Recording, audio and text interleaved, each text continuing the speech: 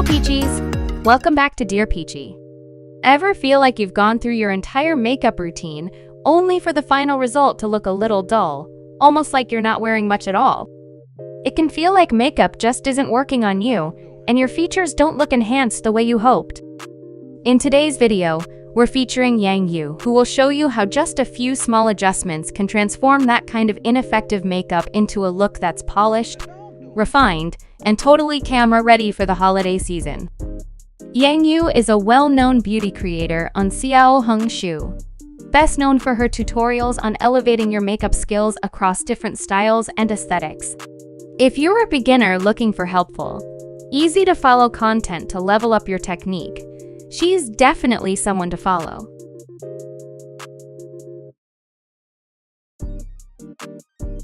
After applying foundation, the natural hollows of the face, like the under-eye area and smiling lines, can sometimes look more pronounced. If these areas aren't handled properly, the foundation can end up looking uneven, or it can make you appear tired. The key is to improve the brightness and facial forwardness of the center of the face. For this, we will start with a matte highlighting cream that has a moisturizing texture. Warm it up with your fingers and spread a thin layer on the back of your hand. Then take the side of a triangular puff, in which, if you have dry skin, dampen the puff and squeeze out the excess water before lightly picking up the product.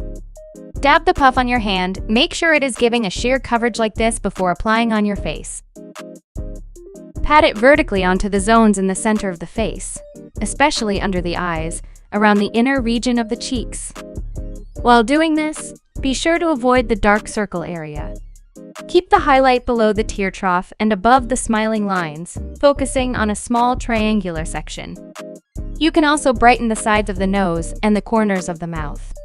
Control the application range carefully so the highlight remains precise and natural. Make sure the highlighter stays in the targeted area and don't blend it too far.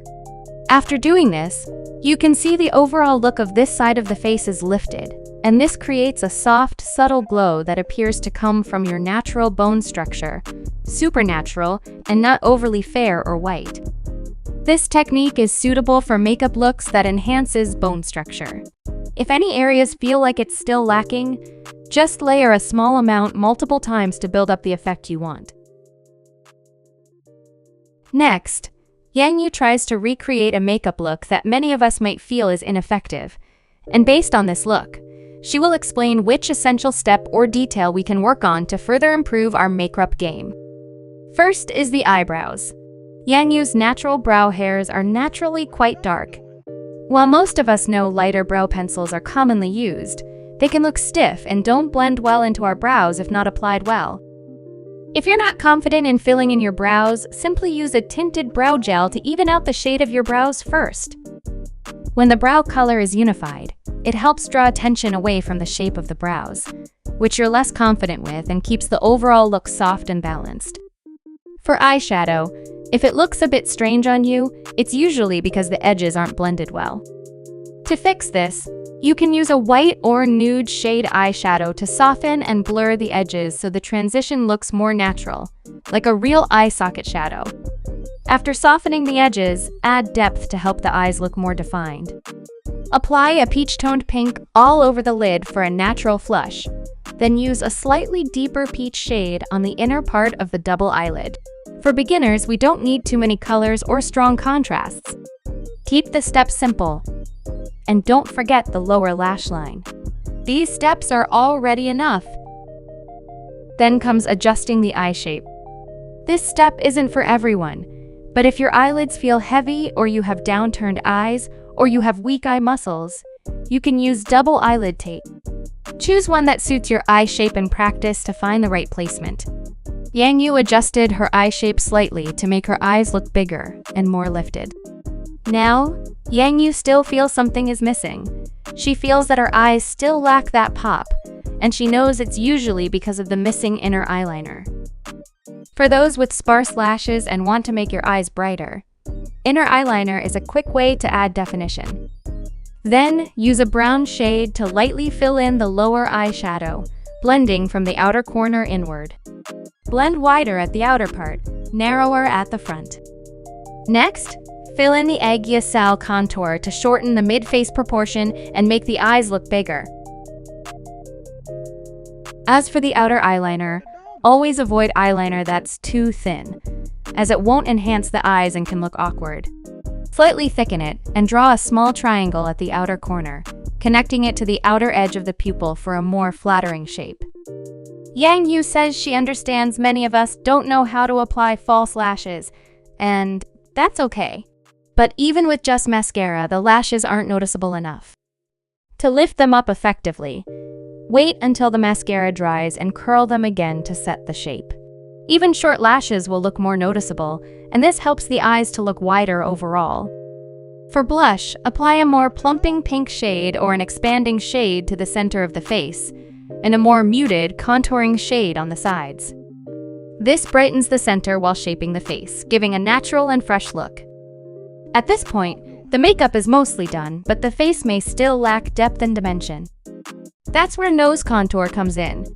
If you're not sure how to do it, just remember 3 points: the eye socket, the nose bridge, and the nose tip, drawn in a vertical line.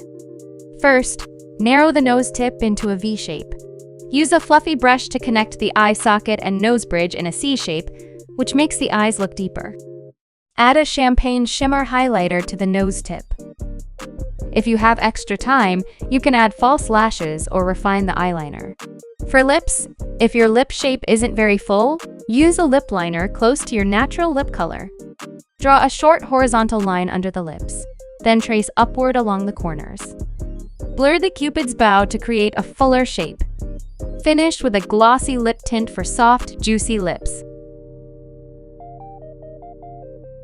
With that, the transformation from ineffective to effective makeup is complete. It's simple, and even if your makeup isn't perfect at first, just a few easy adjustments can elevate your entire look. Which one is your favorite tip?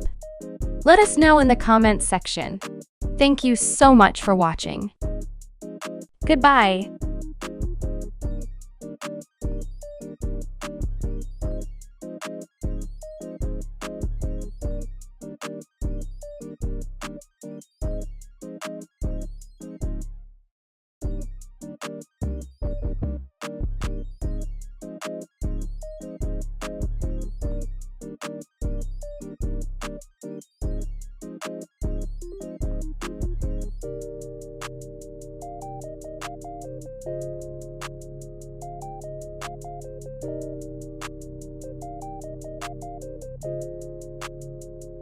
What the dog doing?